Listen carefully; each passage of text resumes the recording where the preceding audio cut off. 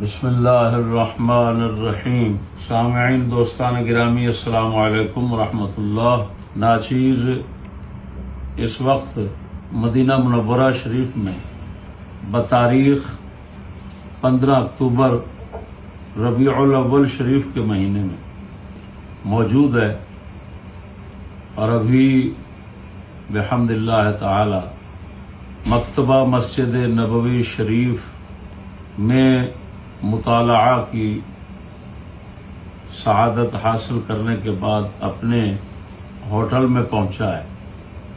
دوستان گرامی، اس وقت چند باتیں ریکارڈ کرانے کا مقصد یہ ہے کہ کچھ دن پہلے ناچیز حرم نبوی صلی اللہ علیہ وسلم کے ساتھ حضور کے قدمین شریفین کی جانب رات کو زیارت ریاض الجنہ شریف اور زیارت روضہ رسول صلی اللہ علیہ وسلم کی نیت اور ارادے کے ساتھ انتظار میں بیٹھا ہوا تھا، اور جوتے میرے قدموں میں تھے، پہنے ہوئے تھے۔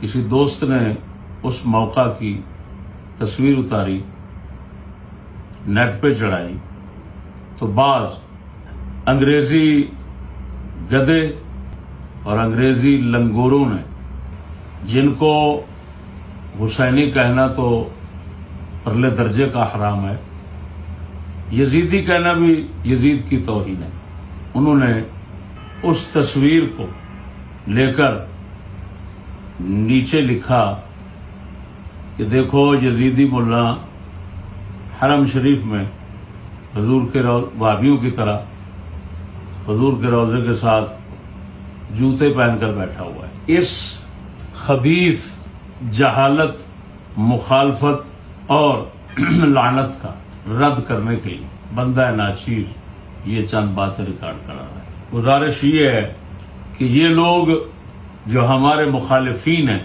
اسلام کے دین کے، خدا رسول کے پرلے درجے کے دشمن لوگ ہیں، اس کے ساتھ نہ شریعت سمجھتے ہیں اور نہ حقیقت دیکھتے ہیں، دونوں سے اندھے ہیں، اور ایسے باتیں اڑانا شروع کر دیتے ہیں۔ مجھے اگرچہ ان لوگوں کی بحمد اللہ تعالی بکواسات اور شر فتنے کی کوئی پرواہ نہیں ہے، اور نہ ہی میں ان کو منہ لگانا کسی طرح اچھا سمجھتا ہوں، لیکن جو ہمارے بے علم ساتھی ہیں وہ پریشان ہو کر مجھے پھر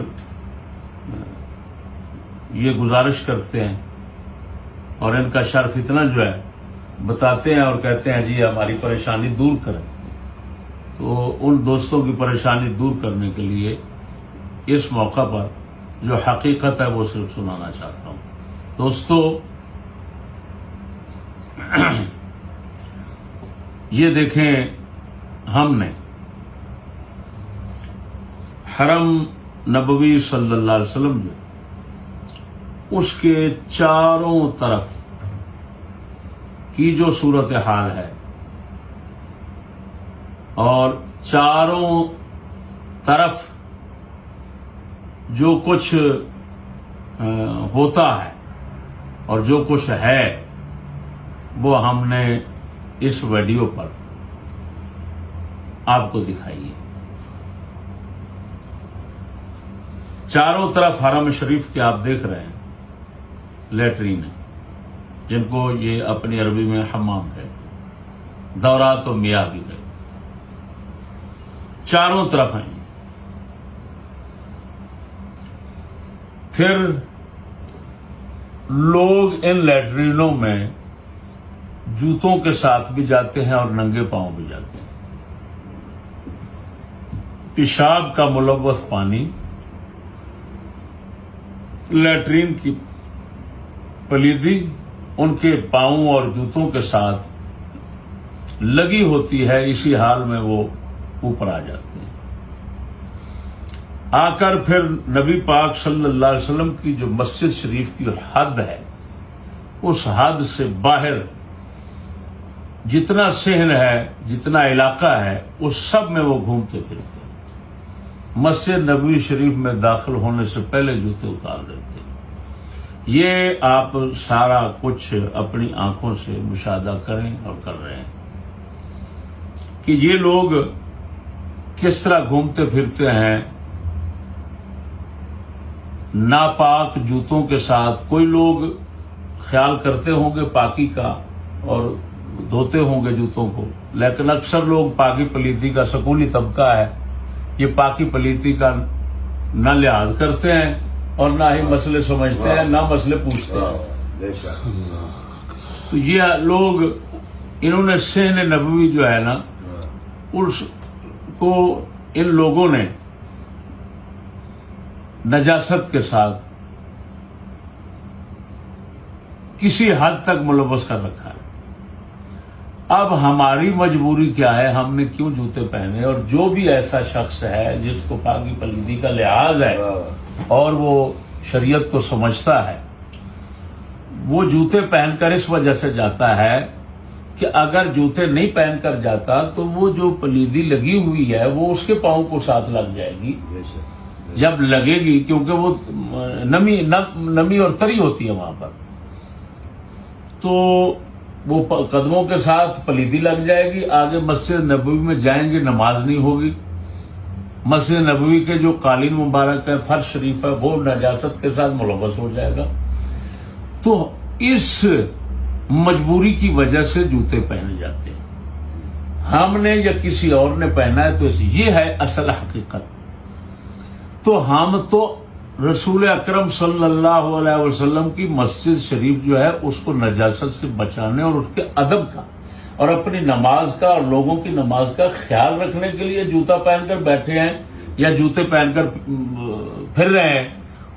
اب اس حقیقت کو محض ہماری ضد اور مخالفت کی وجہ سے، حسد اور اناد کی وجہ سے، یہ انگریزی گدھے اور انگریزی لنگور سمجھتے نہیں ہیں اور چڑھا دیا ہے. جی اب خود ہی فیصلہ کریں یہ ملعونین اینما ثقفوا جو ہیں وہ کیا کر رہے ہیں. بس باقی آگے شریعت پاک میں جو ہے وہ کیا رسول اکرم صلی اللہ علیہ وسلم اور صحابہ کرام ان کا کیا طریقہ کار تھا، کیا سنت مبارک تھی وغیرہ، جی اس میں میں نہیں جانا چاہتا. جوتا پہن کر نماز پڑھنا رکھنا کیا کیا اس میں نہیں جانا چاہتا. میں صرف ایک حقیقت تھی جو آپ کو سمجھانا چاہا، وہ الحمدللہ آپ کو سمجھ آ رہی ہوگی، اور ان لوگوں کو سوائے ذلت اور رسوائی کے جی اور کچھ نہیں ملے گا. اور آخر میں اتنا گزارش کروں کہ بعض لوگوں نے اس ویڈیو پر بھی اعتراض کیا جو حرم مکہ میں بنائی گئی اور چڑھائی گئی. تو اس کے متعلق یہ گزارش ہے کہ یہ ہر کسی کا اپنا معاملہ ہے. نہ میں نے کہا ہے کسی کو بنانے کا اور نہ ہی میں روکتا ہوں. اگر کوئی بنا رہا ہے تو وہ اس کا اپنا فعل ہے، میں اس کا ذمہ دار نہیں ہوں. باقی رہا اگر یہ لوگ اعتراض کرنے والے مسلمان ہیں